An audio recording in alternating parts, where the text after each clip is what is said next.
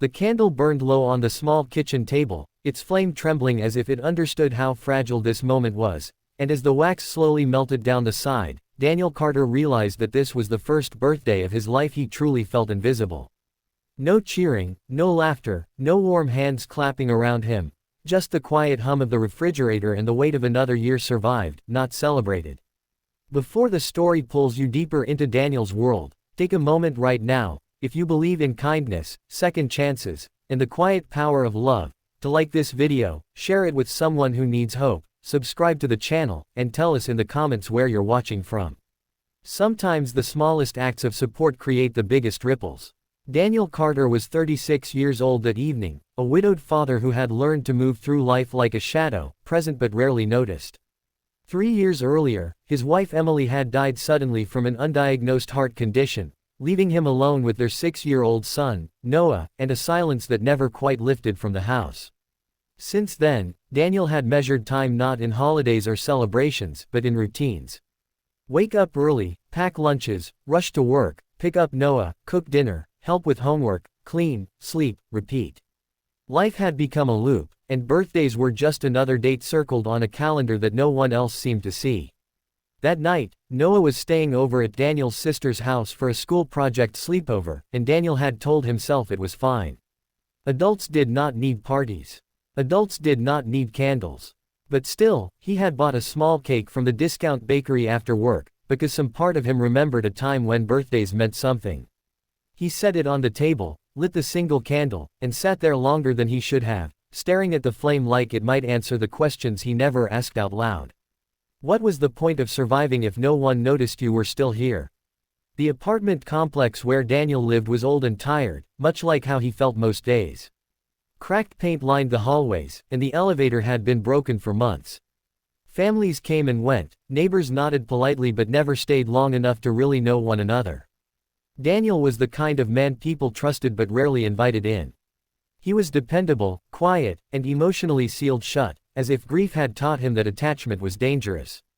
Earlier that week, 3 new residents had moved into the building, triplet girls around the age of 8, living with their grandmother in the apartment across the hall.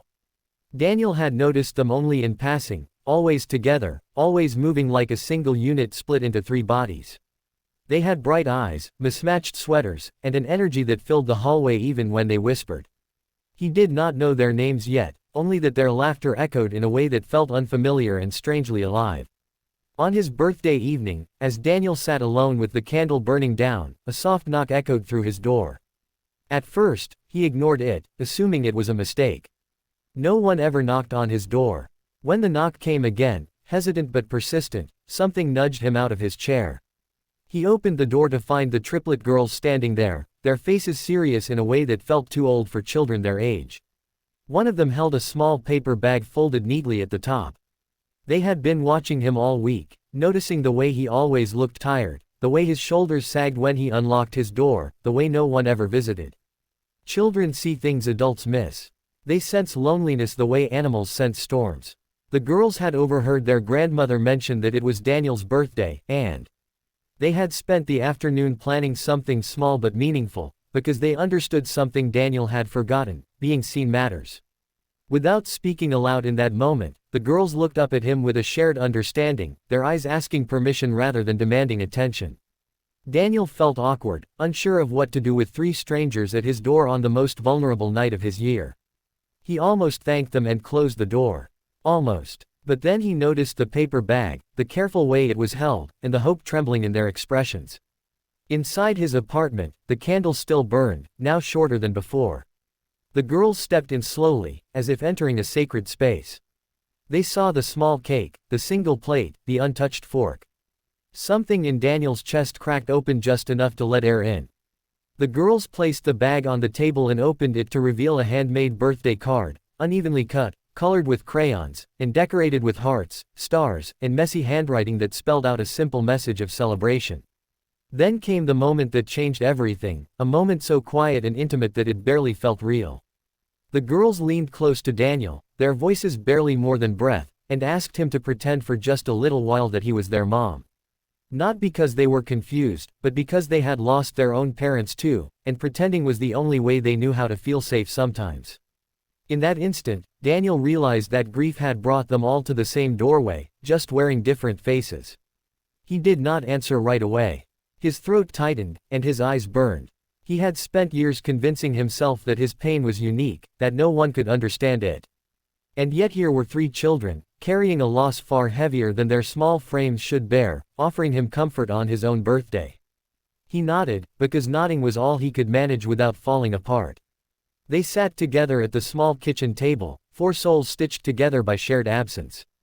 Daniel cut the cake into uneven slices, and the girls ate with quiet joy, savoring not just the sweetness but the togetherness. For the first time in years, Daniel felt something close to warmth spread through his chest, a feeling he had almost forgotten how to name. It was not happiness exactly, but it was close enough to remember why living mattered. Over the following weeks, the girls became a regular part of Daniel's life. They helped Noah with homework, filled the apartment with noise, and brought color into rooms that had been gray for too long. Daniel learned their names, Lily, Harper, and Grace, and slowly, carefully, he let himself care. He cooked bigger meals, laughed louder, and found himself looking forward to coming home again. The girl's grandmother, a gentle woman with tired eyes and a grateful heart, watched the transformation with quiet relief. Daniel still had hard days.